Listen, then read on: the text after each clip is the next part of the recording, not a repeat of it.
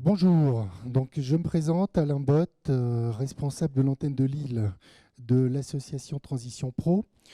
Donc vous nous connaissez certainement sous le nom de FONGECIF. Il faut savoir donc que le FONGECIF a cessé son activité en fin d'année et s'est transformé donc en Transition Pro.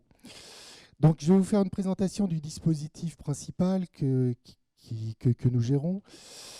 Projet de transition professionnelle. Alors, c'est quoi? C'est un dispositif à destination des actifs. Donc, je vous préciserai par ailleurs quelles sont les personnes concernées par ce dispositif. Et le PTP, ça permet aux salariés de suivre une formation et d'acquérir de nouvelles compétences. Ceci, et ça c'est important, c'est une nouveauté dans la loi, ceci en vue d'un changement de métier ou de profession. Alors le PTP, c'est pour qui? C'est pour les salariés en poste du secteur privé, en CDI, en CDD, anciennement bénéficiaires de CDD sous certaines conditions. Ça concerne également les salariés intérimaires et les intermittents du spectacle, avec des conditions d'accès quelque peu différentes. Il y a un dossier de prise en charge qui est à monter auprès de notre organisme, à faire remplir par le centre de formation, par l'employeur si la formation se déroule pendant les heures de travail, et par vous-même. Alors ça concerne quelle formation? Ça c'est un point important.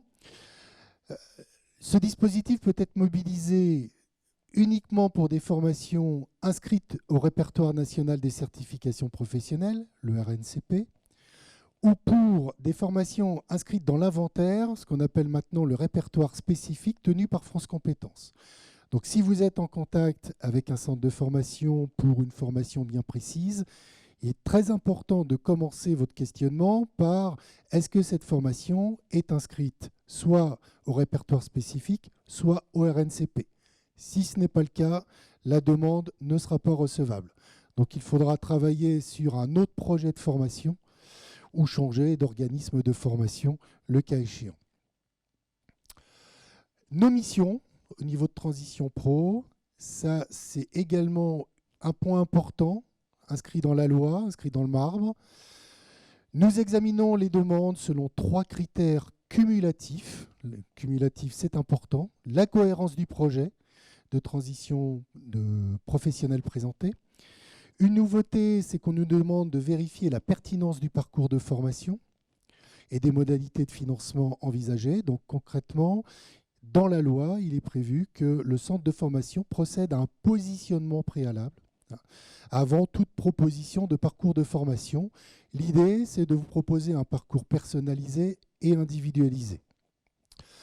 Troisième point important, c'est de vérifier l'employabilité, les perspectives d'emploi à l'issue de la formation.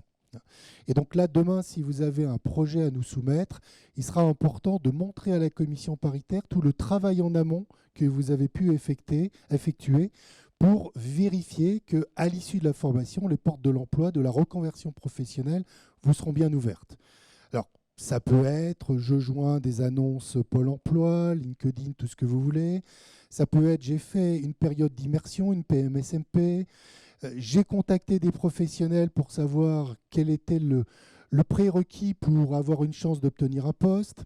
Ça peut être, j'ai contacté des personnes qui occupent le poste qui m'intéresse demain pour voir quelles sont les conditions de travail, etc.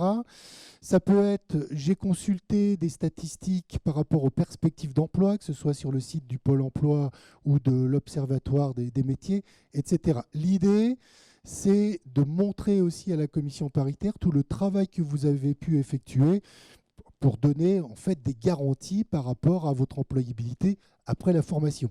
Notre objectif à nous, ce n'est pas de financer une formation, c'est de vous aider dans le cadre de votre projet professionnel qui passe par une action de formation.